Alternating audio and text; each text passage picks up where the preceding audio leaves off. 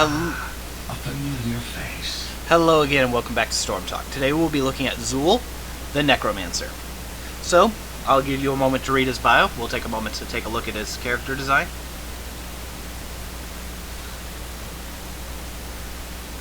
So, one thing I do gotta say, it doesn't work on a lot of characters. Like Jaina, I kind of made a little bit of a comment of how it kind of clashed with her whole get-up.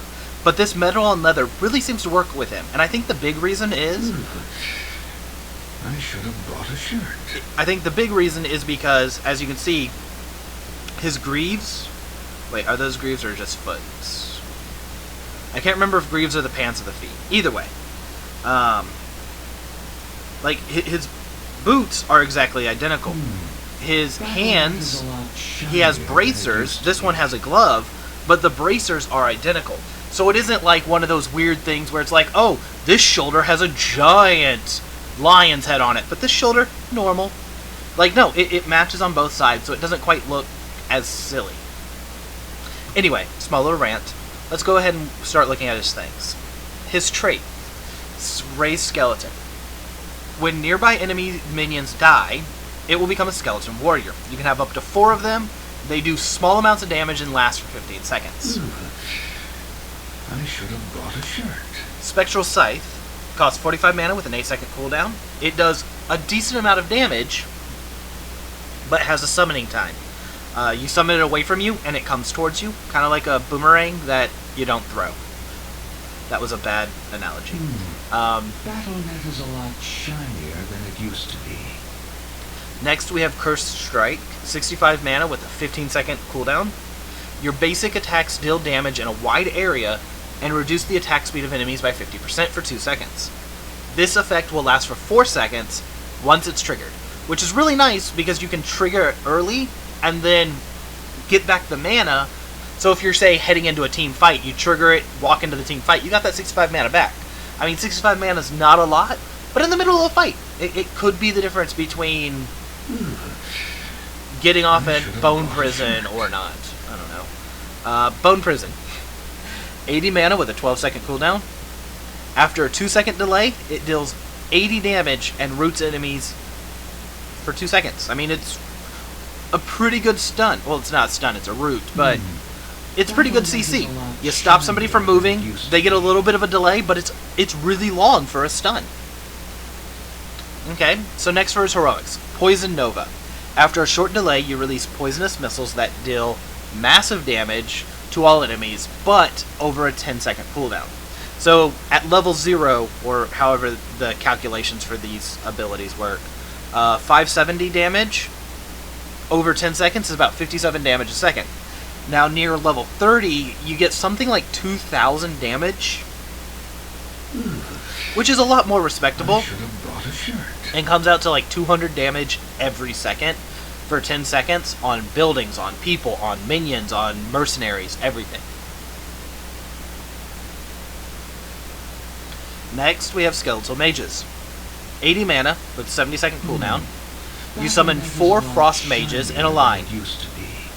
They do slight damage, but they also slow enemies for by 30%. They last for 15 seconds, so if you remember here, 57 or 570 divided by 10 was 57. So here, 47 times 15, you're actually getting more damage if you can consistently get them. Skeletal Mages, however, can be killed or walked away from. Yeah, so we're going to go ahead and look at his skins. I should have brought a shirt. Now, here's what kind of gets me. Normal skin. He looks great. A nice leather on metal motif. His blades are made out of emerald. Awesome. Go to green. I can't think of any yellow stones that would look like that. Like Jasper, maybe? But, yeah. But he does have that classic, like, Slytherin gold on green look. I yearn to return to the battlefield. Like, he looks evil. And it's cool. However, you take that step, one more step. You go, like, vampiric almost. Blood red. Maybe rubies, maybe garnet. I don't know what type of stone would do that, but blood red dagger, blood red scythe. He got tattoos. He has red shining eyes, The gold on black motif stays just like in all, or just like, well, not like in the other ones. We'll see more black and gold in a minute. But yeah, the black and gold on black looks great. The tattoos just add character, and it's kind of weird because it's like compared to some of the other variation or his other variations. Okay, blonde. Okay, brunette. Boom, tattoos. Like, there was no lead up to that. Like, it's pretty obvious. To return to the battlefield. We go to his master skin. His master skin, as you can see up here, the scythe, you can't see all of it, but it got these tiny little fangs. His dagger's a little more jagged. And, well, he has the hood up, and is now in a full suit of armor. Also, potions. But, so we have metal on metal. Looks cool. Emerald. Then we go this one. I think this is probably my favorite master variation. Because you got the white on black, which looks like bone on metal. Really nice. Shall we? The blades are a white, but could be metallic. Then you go to the red one. I don't like this one as much. I mean, you still got the gold on... it's not quite black, but basically gold on black, which is cool. Especially when you got like his shoulders looking at you. Skill. But I yearn to return to the battlefield. one thing I said about I said earlier about this skin does kind of come into play with the master skin. As you can see, one shoulder is a thing. Like, this is like a raven with a unicorn horn. This is a shoulder. I mean, that's just kind of a little weird when you're looking at it. You're like, well, one's cool and the other one's not. And it's kind of off-putting. At least in my opinion. So next we go to the serpent. So, I should have brought a shirt. with this one, he's mummified. Looks nice. He got organ jars behind him where the potions would be. His shoulders are identical. And he looks nice. Then we move on. Battle.net Next, is a lot we got this green shinier look. than it used to be. And followed up, it's kind of more of an aged copper. Like, it looks a lot like this one, but the red's kind of faded. The copper, or the gold, is kind of tarnished. Replace the emeralds with with sapphires, and hey, it's a whole new thing. I have no clue what this thing up in the back is, though. Like, I think that floats behind him while he's walking, but like, it just kind of looks off-center from here, and it's just weird. But one thing I do love about this skin is if you look at the scythe, it's a little hard to see at top, you'll be able to see a little better in game. The scythe actually is split into two to represent... I can't tell if it's trying to represent snake fangs, or if it's like, because it's a cobra, it's spitting poison. Battle.net is a lot shut. But let's go ahead and just get in here and try this guy out.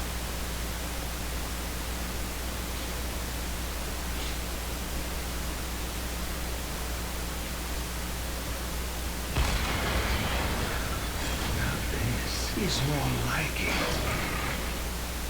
A worthwhile pursuit. So as I was saying, you can... Let's get off the mount. It does float behind you, and you can see the scythe is split into two. Does look cool. Let's zoom out a little bit. So, let's look at his abilities in action. For one, an ability we miss. Bone Armor. Activate to gain a shield for 25% of your maximum health. You can kind of see the bones flying around you. It's pretty cool, all in all. We're going to toggle cooldowns real quick just so we can kind of use things a little more active. So, for the Spectral Scythe, it takes a second to come back, and then it comes to you. With Curse Strike, you can activate it. Over here you have the icon. It tells you how long it has left. And massive swipes, almost in a 180-degree angle in front of you. Possibly even maybe in a 100-degree angle in front of you. As you say. It's a little bit hard to tell sometimes. Bone Prison. 2 seconds, and it pops up. And to demonstrate his passive, The familiar scent of death.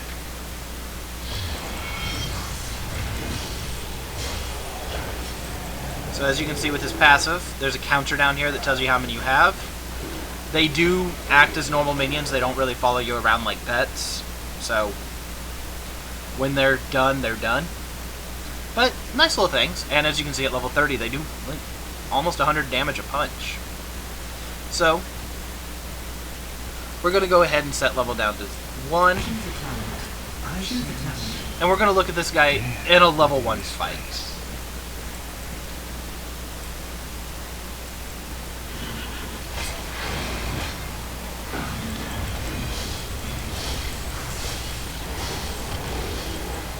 So we're gonna start. We're gonna start with a slow.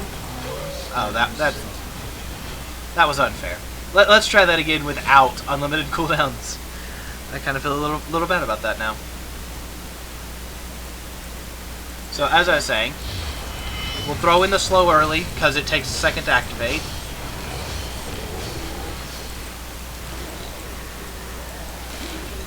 As we're getting in.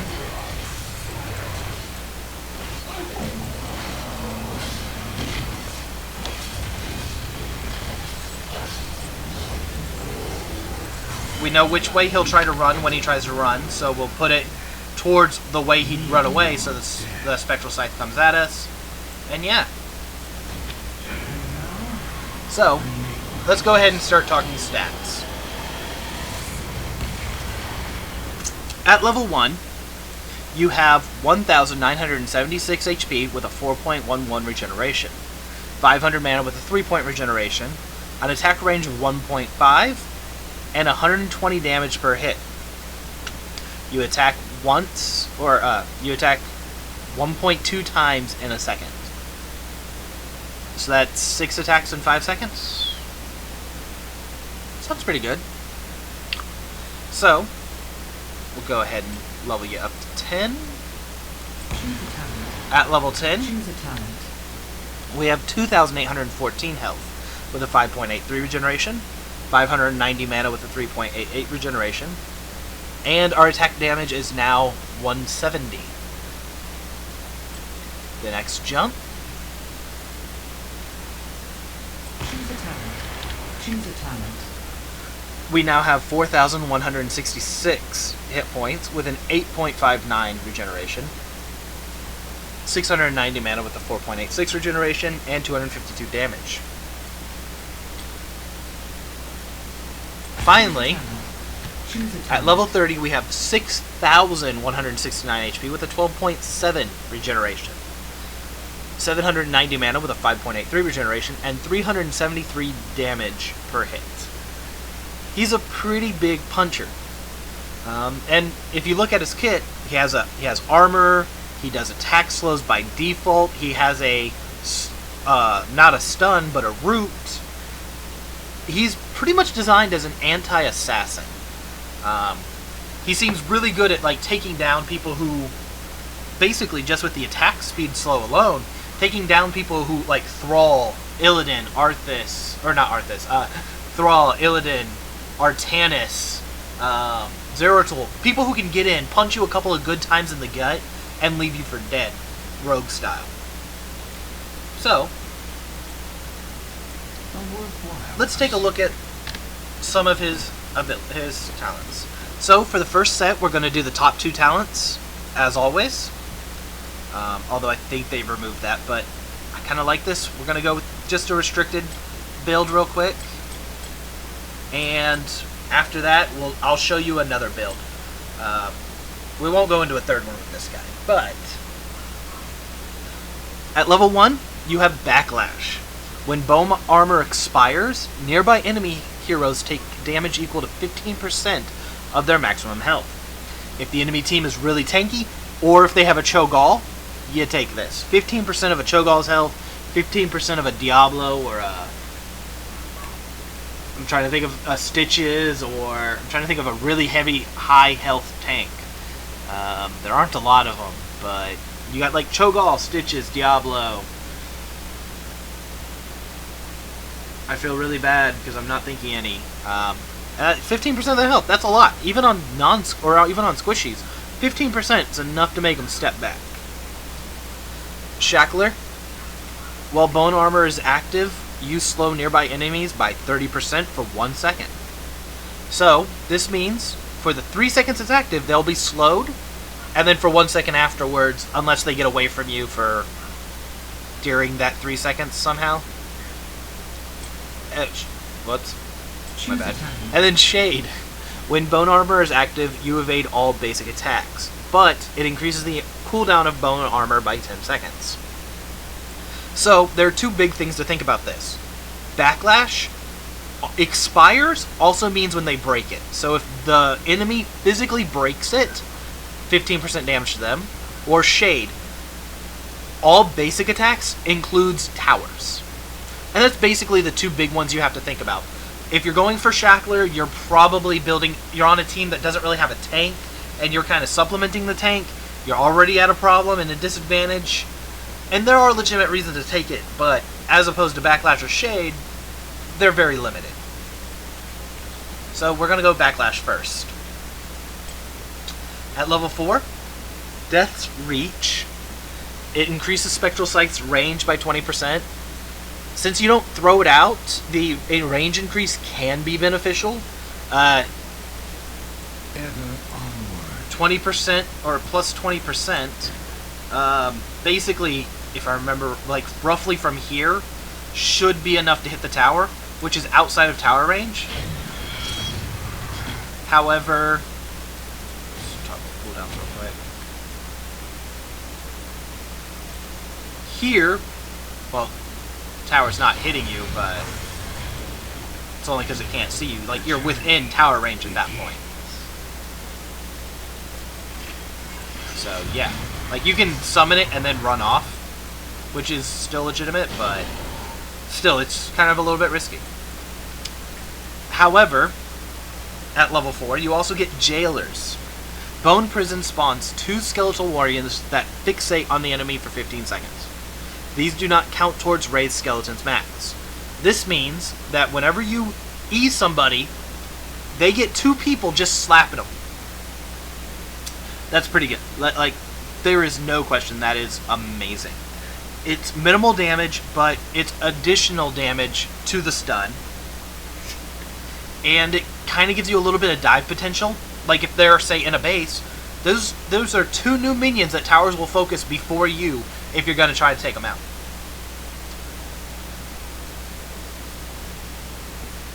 Next, we have Trag'Oul's Essence. You gain 8 mana when you raise a Skeleton Warrior. This sounds nice, but I don't really like it. 8 mana's not a lot. And you don't raise a lot of skeletons. Once you hit your cap, you're done for 15 seconds. So, we gain back at level 30. We're gaining back 6 mana a second. An additional, what is that? 8 times 4 is 32 every 15 seconds. That's a pittance. That's nothing. So, Death's Reach is amazing, but I pretty much universally just go with Jailers, because, I mean, look at this.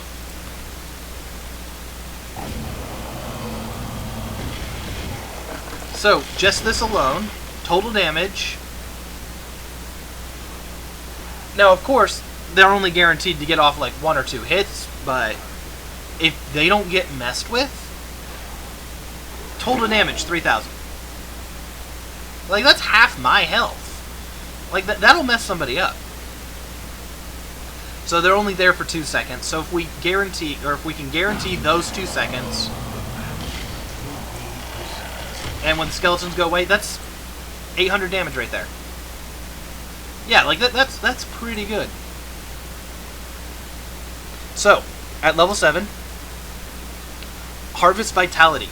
Curse Strike heals you for 214 for each hero hit. Or Weakened. Increase Curse Strike's attack speed slow from 50 to 75%. And then finally, Radama's Blessing. Raise a Skeleton Warrior, or Raising Skeleton Warriors heals you for 214. Now this one's a little weird. That 214 health, you can see is equal here. Now this is at level 30.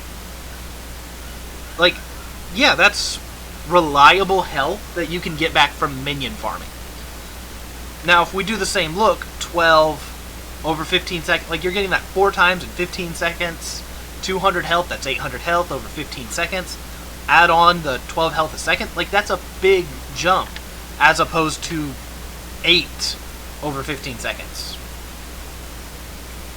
The same with the Curse Vitality, but if you can hit heroes, 15 second cooldown, maximum 5 heroes, slightly more healing, but you have to be able to hit consistently. However, this one you do get over 4 seconds, so let's actually count this. 1, 2, 3, 4, 5. So you get 5 hits out of it. You hit 2 or 3 people with it each time. You can heal yourself up pretty good.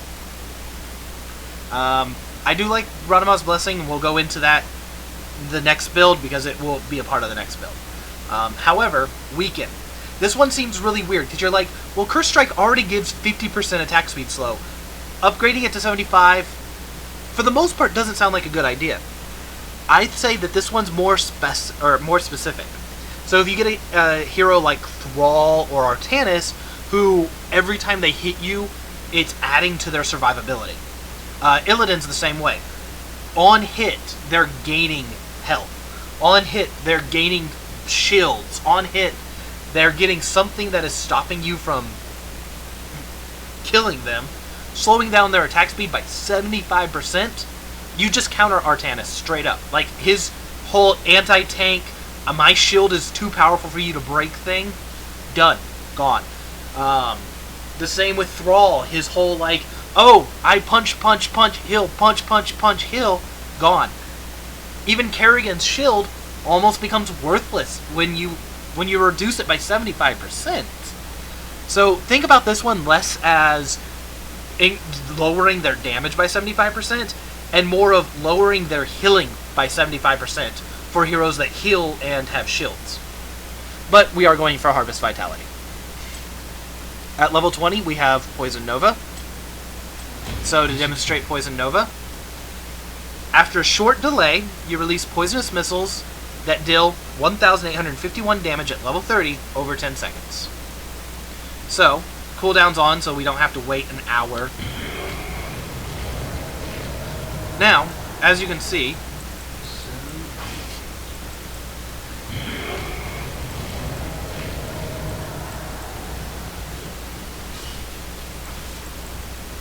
it does hit in a small area. It does take a second to charge, but very short charge time.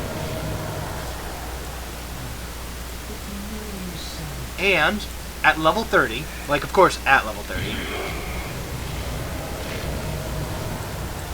the damage you're doing to buildings, like you're toppling buildings in 2 hits.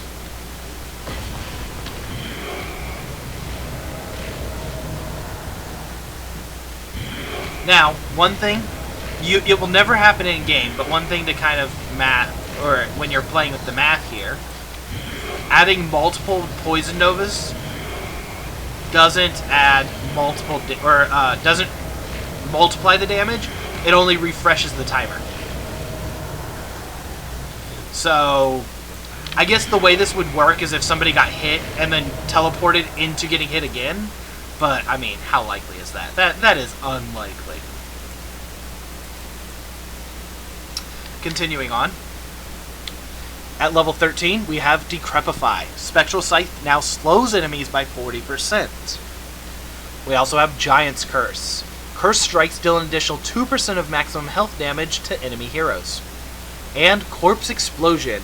When Skeletal Warriors die, they explode for 200 damage at level 30 and deal 100% extra damage to non-heroic targets, such as towers and minions.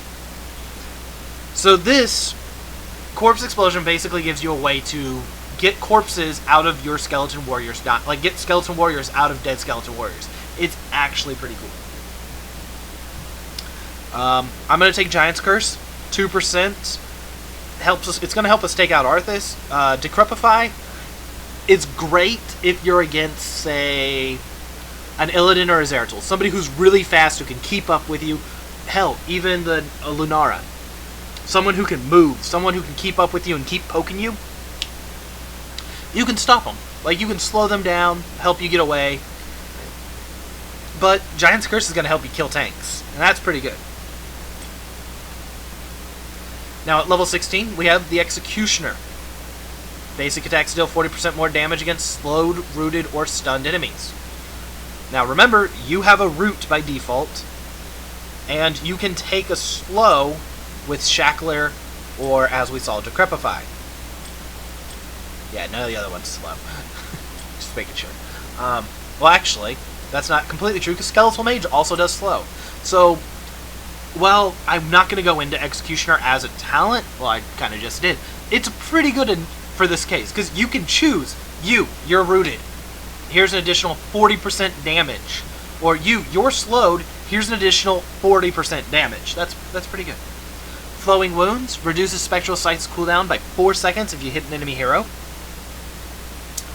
Amplify damage. Enemies rooted by Bone Prism become vulnerable for 2 seconds, taking 25% increased damage. Now, here's where math gets funny. So, basically, Executioner outweighs amplified damage by yourself. Because 40% is bigger than 25. However, 40% is less than 25 when there's more people involved. Unless they also have Executioner, then it gets really funky, because you're like, well, what does more, me with 40% and them with 40%, or me with 40% and them with 65%? And actually, that's not even quite how that works out, because 125% of 140 isn't 25. I'm not doing that math. Not on this, or not on camera. And then finally, Skeleton Mastery. Increase maximum skeleton warriors you can have by 2/6, and also doubles their damage. I mean, that's pretty good if you're going with Skeleton Warrior build. We're going to take Executioner because I'm alone. 40% damage is pretty nice. Also, Forward. if I'm doing this math right, so 370. Boom. However, that's also 370 plus the bonus. So, we hit that up.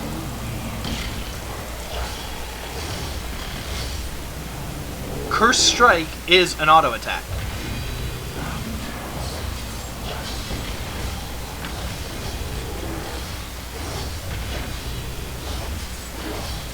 So, yeah. Also, one thing I kind of did forget to state, Curse Strike is a attack reset. It's a kind of a slow attack reset, but it is an attack reset, awkwardly enough, if you can hit it right. But it is kind of a tricky one. Anyway, now at level 20, Call of the Grave. Poison Nova deals an additional 1% damage to the target's life. 1% of the target's maximum life as damage every second. Speak. So basically this means that as well as Poison Nova dealing 2,000 damage over 10 seconds, it also deals 10% damage over 10 seconds. So yeah, that's pretty good. For Zool, for example, that would change it from doing 2,000 to doing 3,000, basically. Because 600, so actually 1,800 to, what would that be, 2,400? That's not even 2,000, that's like 2,500. So yeah, I mean, that's an additional 600 damage on Zool. If you get somebody who's closer to the 10, that's 1,000 damage right there. However, since that is such a basic one, also, I should note that this also works on buildings, the additional damage. But anyway, next we have Mortally Wounded. Enemies hit by Spectral Sight have 75% less healing for 4 seconds. This is kind of nice if you're on a team, or if they have a team that is a Malfurion and an Uther, or a Malfurion and a Lily, like a double healer team. This will stop their healers dead in their tracks, no questions asked. However, next we have Bone Spear. This gives us a new ability. A 10-second cooldown, and it deals damage in a line. Basic, simple, and additional. The familiar scent So, of in this case, it's just basically throw spear, do damage. If we show this on minions, do note 10-second cooldown. That's almost all of the health. We reset those for a minute.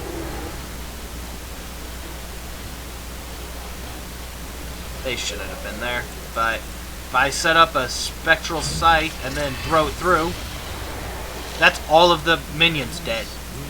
It's pretty good, all in all.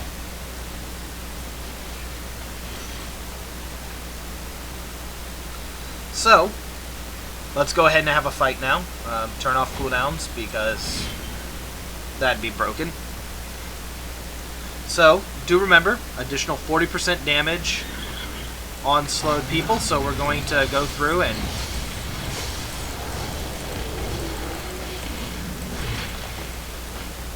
now we weren't able to kill him right away, so now we're going to throw this out, try to hit him up as he returns, but we got close to the towers, so we could also hit the towers. So I'm going to be keeping Bone Spear for when the minions come out.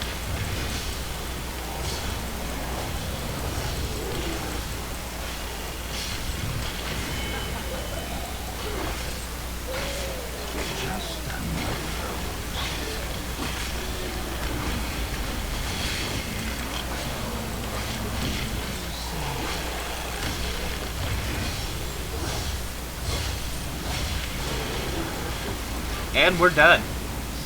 Pretty good, pretty nice. I'm happy with myself. So next, let's go ahead and build through this. We're going to take Shade. All basic attacks. You don't really... I haven't really been using Bone Armor all that often. It's nice when you step into a fight, or when you're walking away from a fight, but I forget about it half the time, honestly. So I think this would actually probably be better off as a I'm running away. Also, by default, it's green, and this one's green. I think they're trying to tell me something. So next, we're going to take Jailer, because 2 additional Skeleton Warriors is pretty nice. But then we're going to take the Blessing and Skeletal Mages. forward. So demonstrate Skeletal Mages. Turn on cooldown so we can cast it multiple times.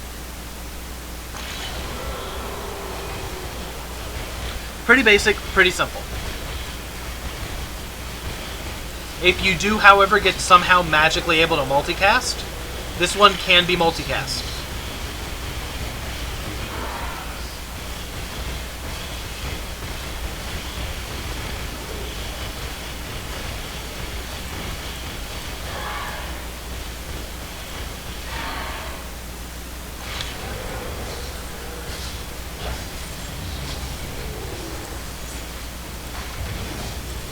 As you can see, it can also be used pretty effectively as a...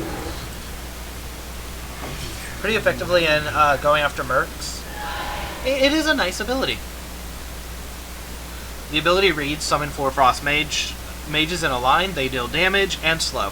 I mean, it's pretty basic. Next, we're going to go with Corpse Explosion. I mean, 400 damage on minions, it's pretty good. That pretty much gives us new minions. It's like, oh yeah, your Skeleton Warriors died. Did they hit a minion? Yes. New Skeleton Warriors, awesome. Skeleton Mastery, double damage on skeletons, no questions asked. Now at level 20, we're going to take Raised Mage. When a nearby enemy hero dies, a Frost Mage appears at their corpse. It also increases their slow from 30 to 50%. Now, if you're going for a strict damage build, I'd go Backlash. I'd stay with Jailer. It's amazing. Start going in. Take either Harvest, Vitality, or Weaken. However, Radama's Blessing is still completely valid. Skeletal Mages. Decrepify. Although Giant's Curse if they have a lot of tanks. But Decrepify most likely. And Executioner. This allows you to drop down your mages, kill somebody, and kill more people, because when you kill the first mage, or the first hero, he'll create a new mage, which will then help you proc Executioner, which will make a new mage. It's one of those domino effect things. It's really nice. However, right now we're going for a full skeleton build, basically, except for right here. But, I mean, this is still Skeletal Warrior, so I count it. And let's toggle the fight. Ever onward. So we're basically going to start the same way.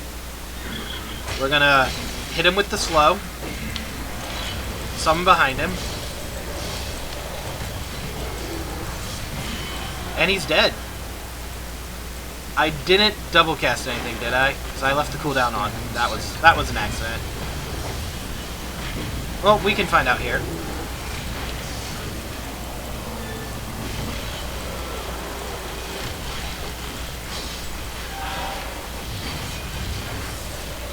So, these are targetable, or the skeleton mages are targetable, which means dropping them at a tower could be extremely beneficial.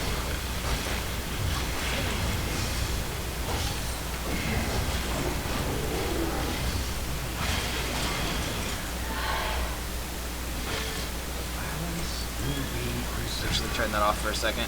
Get over here.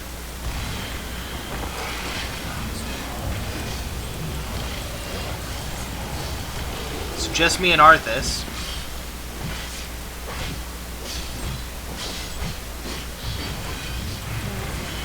So as you can see, the mage appears as normal, and it is a fully functional mage.